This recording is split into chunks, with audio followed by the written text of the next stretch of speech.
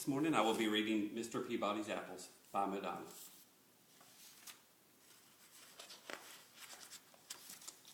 It takes place in the town of Happyville. These are the kids playing baseball in Happyville. In the town of Happyville, which wasn't a very big town, Mr. Peabody was congratulating his Little League team on a great game. They had not won, but no one really cared because they had such a good time playing. Mr. Peabody was the history teacher at the local school, and in the summertime he dedicated every Saturday to organizing baseball games with other schools. Billy Little, who wasn't a very big boy, was one of Mr. Peabody's students. He loved baseball more than anything, and he thought Mr. Peabody was the greatest. After each game, he would always stay to pick up all the bats and the balls. And when they'd finished, Mr. Peabody would smile and say, "Thanks, Billy. Good job."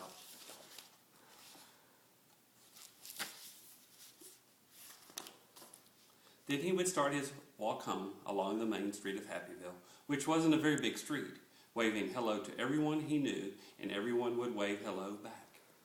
Along the way, he passed Mr. Funkadella's fruit market. Here, Mr. Peabody would stop and admire Mr. Funkadella's fresh apples.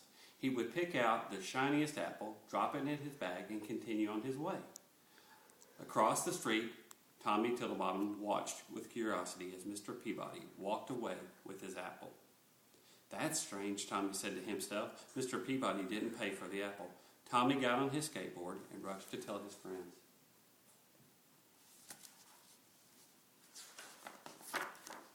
The following Saturday, Mr. Peabody's team played another game, and they lost as usual.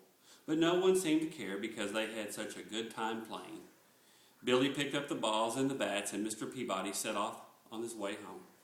He waved to everyone he knew, and they waved back. Once again, he stopped outside Mr. Funkadella's fruit market, picked up the shiniest apple, dropped it in his bag, and continued on his way.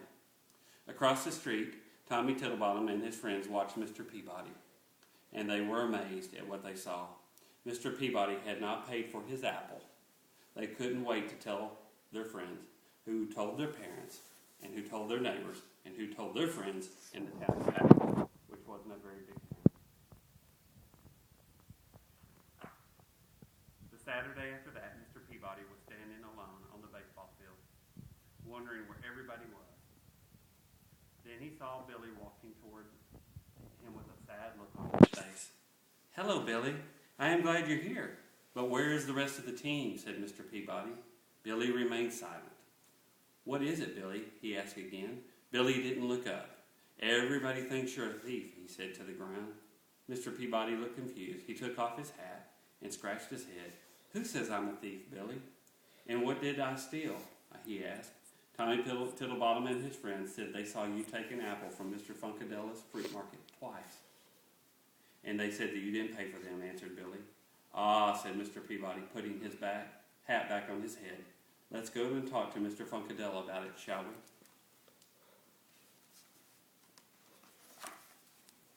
He is on the mound talking to Mr. Peabody.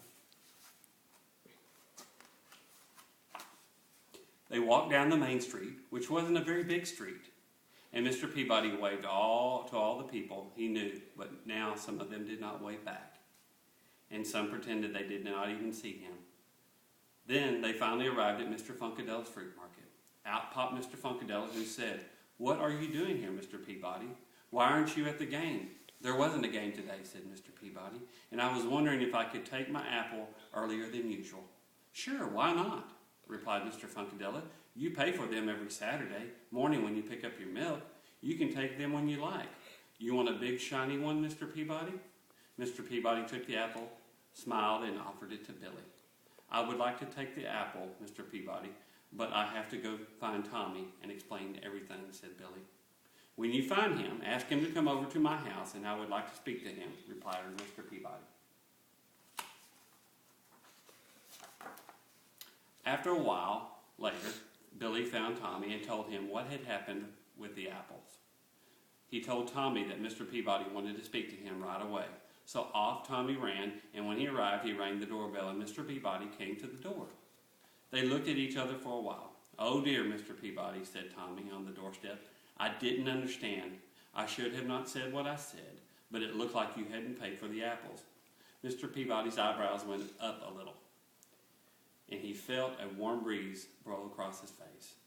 "It doesn't matter what it looked like. What matters is the truth." Tommy looked down at his shoes and said, "I am so sorry. What can I do to make things better now?" Mr. Peabody took a deep breath, looked up at a small cloud that was in the sky, and said, "I tell you what, Tommy, meet me at the baseball diamond in 1 hour and bring a pillow stuffed with feathers." "Okay," said Tommy, who ran off to his house to get a pillow.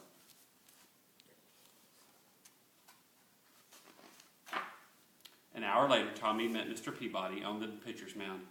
"Hello, Tommy," said Mr. Peabody. "Follow me and bring your pillow." Tommy followed Mr. Peabody to the top of the bleachers, wondering what this was all about. "It's a windy day, isn't it?" asked Mr. Peabody. When they reached the top, Tommy nodded his head in agreement.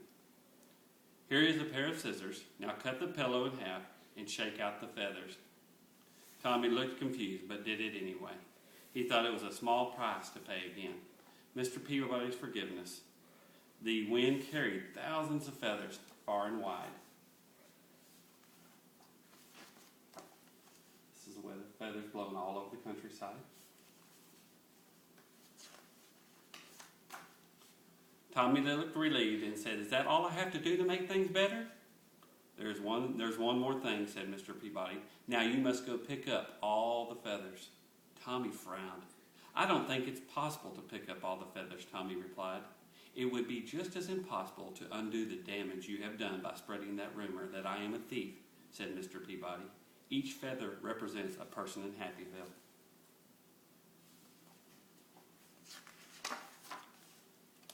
There was a long pause as Tommy began to understand what Mr. Peabody was saying. Finally, he said, "I guess I have a lot of work ahead of me." Mr. Peabody smiled and said, "Indeed you do. Next time, don't be so quick to judge a person. And remember the power of words." Then he handed Tommy the shiny red apple and made his way home.